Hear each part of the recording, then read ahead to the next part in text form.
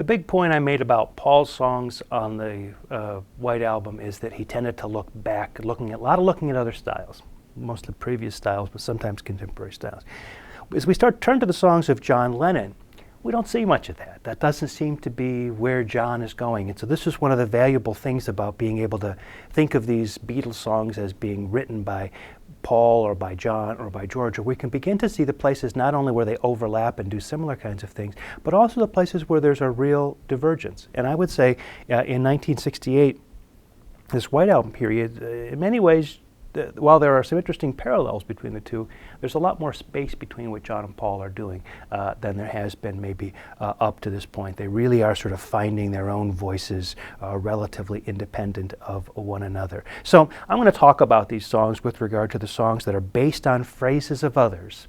That is, taking sort of found objects, as we've seen on previous John songs. We'll talk about some of those. We'll talk about songs that refer to the stay in India, of which there are much more with John than there are of Paul. And then we'll talk about the other songs that don't cleanly fit into those other categories. So remembering we've got a lot of songs to work through here, and I'm going to look at 3 of them in a song close-up in the next video. So I won't say too much about those and move through them very quickly. In fact, one of those is the first one that's based on phrases of others, and that's happiness is a warm a gun. The phrase of others that it refers to is a magazine ad or a magazine cover. It's not really clear exactly what the magazine was, but John saw something about an ad for a gun. Some people have said it was an NRA ad, happiness is a warm gun. And so there's an idea for a song. And so it comes from that. It's an episodic form, and that's what's in many ways really interesting about it. We'll get to that in the song close-up in the next video.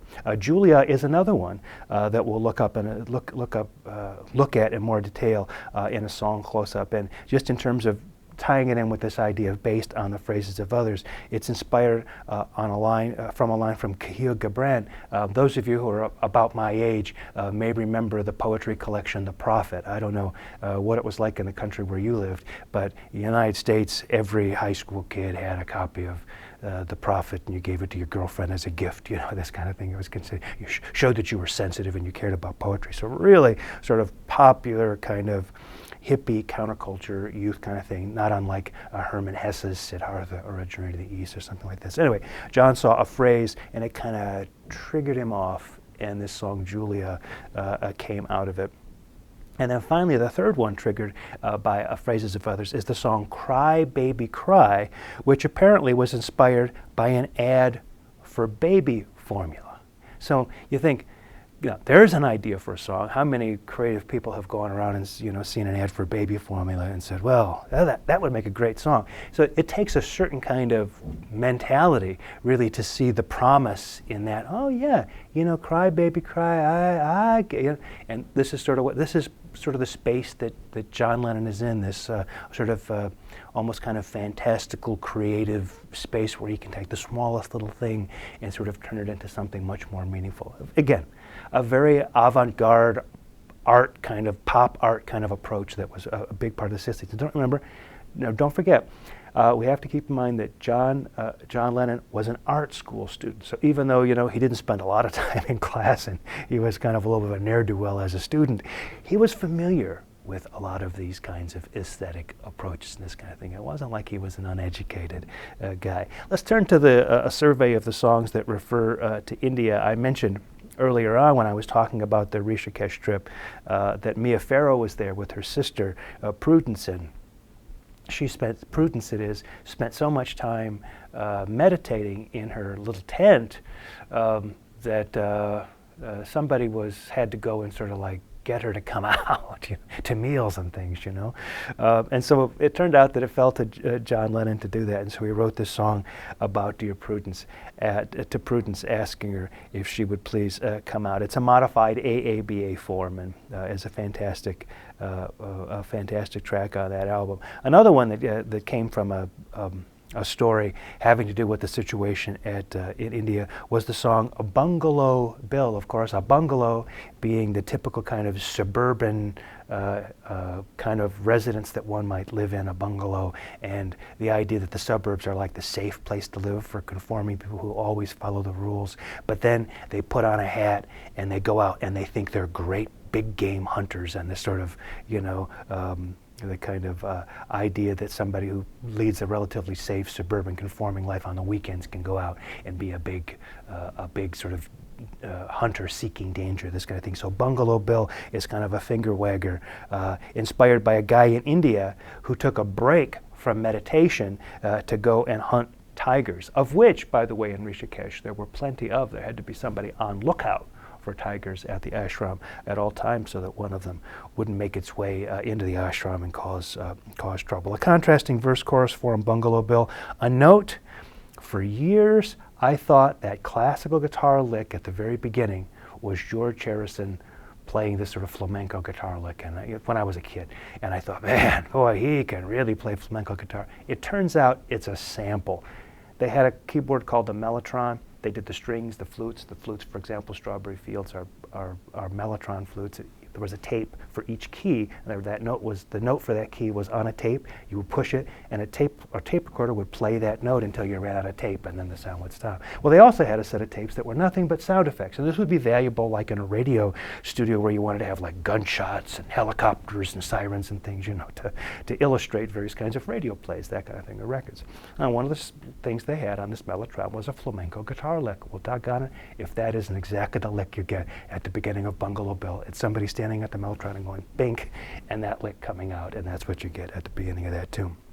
Another John Lennon tune talking about India is the song I'm So Tired. It's a song about insomnia, he says. He did so much meditating that it made it difficult to sleep.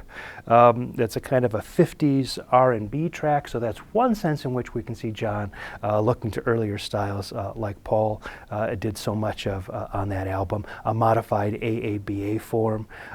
Your Blues is one of the few Beatles blues tunes. There aren't that many Beatles blues tunes. Stones, there's a lot more, but the Beatles, not so much, and this is one of them. John Lennon had said it's a song about trying to reach God and feeling suicidal. So anyway, Your Blues, a song referring to his feelings when he was in India meditating. A simple verse form, like so many blues are, a simple verse form that's entirely keeping with the blues tradition. Everybody's Got Something to Hide is something that the Maharishi used to say, the Maharishi used to say all the time, come on, come on. And that, of course, is one of the lyrics in the tune. Everybody's got something to hide, and the part about me and my monkey are kind of a fun kind of juxtaposition for John Lennon. After all, he thought the Maharishi had something to hide when he left India, which was that he really wasn't who he was putting himself to be. He put himself to be this high spiritual guy, according to John Lennon, and he was chasing young British girls, and this seemed to him, so everybody's got something to hide, referring again to the Maharishi and what's going on there. Even more in that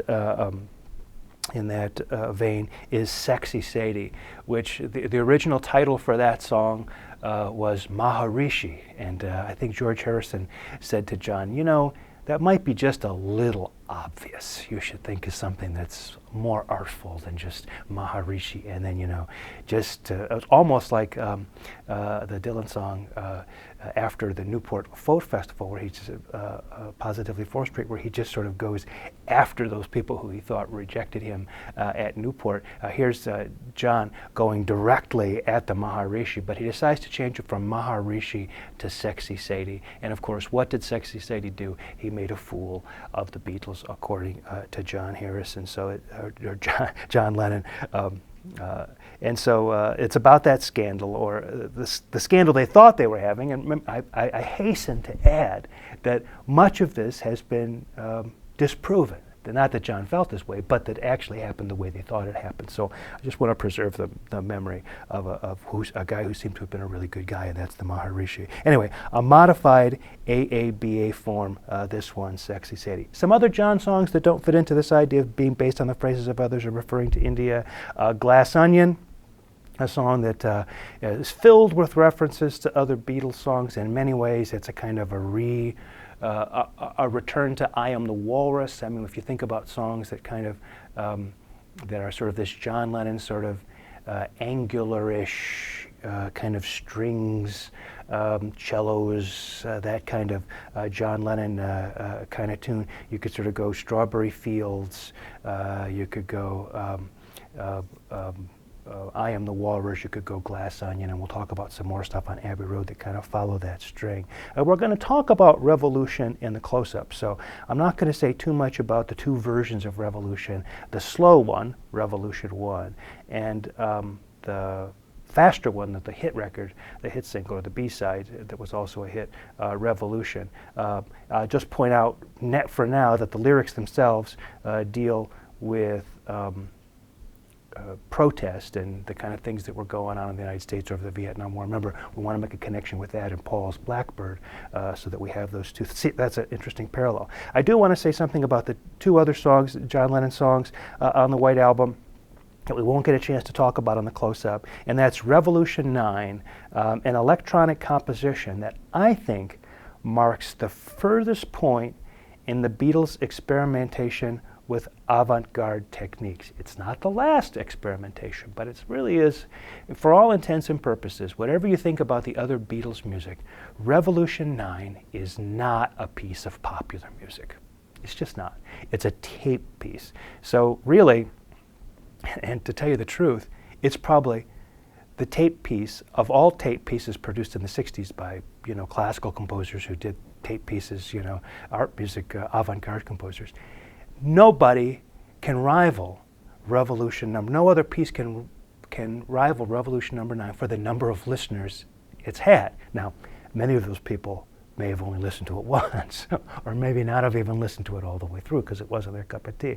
But it pretty clearly is an avant-garde kind of piece. Some of the people in the Beatles camp didn't even think it should be on the White Album. They were like, John, do your own solo record if you're going to do this kind of thing. Beatles fans are never going to go for it. But it was on the White Album, and it probably is the most often heard piece of electronic composition from the 60s that there is.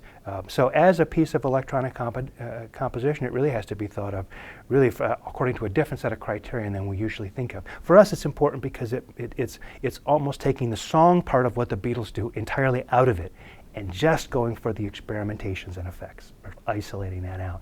And we've seen a progression up to the point when Revolution number 9 happens. It's not like it all of a sudden pops out and you think, I didn't know they were interested in that kind of thing. No, it's been mounting for the last couple of years. And finally, a song written especially for Ringo to sing. Remember, With a Little Help from My Friends was one of those songs that was written for Ringo to sing on Sgt. Pepper. This one called Good Night, which John Lennon thought of as being in the style of a song from one of the classic Disney animated features, and another one to kind of end the album with a smile. It's an AABA form, very traditional kind of tune with very traditional kind of movie music sort of strings with Ringo singing and then speaking over the top of it. Think of how many of these Beatles records end with some kind of informality that defeats all of the other kind of heavy-duty seriousness.